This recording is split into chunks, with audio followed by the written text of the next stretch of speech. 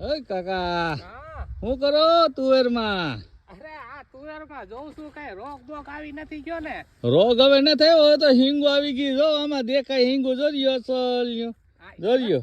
ઈ વાત સાચી હા. આવી ગઈ પણ તોય જોઉં આમાં ઈયળનું નક્કી નહીં ભાઈ કઈ ઈયળ આવી જાય ઈ. આ એમાં તમે હાસા પણ લગભગ વાંધો નહીં આવે કાકા.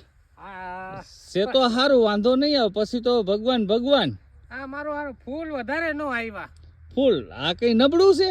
આ નબળું જ કહેવાય. આમાંથી અડધા ફૂલ ખરી જાય ને થોડાક માં જ આવે એવું જ હોય આમાં. આ એમાંય તમે આપણે ભગવાનને છે ને જેને દે ને હા એ જેટલું એને જોતું હોય એટલું જ દે. આમાં આપણે તો પછી ખેડૂ રહ્યા ભાઈ, ધરાય જ નહીં તો પછી શું થાય?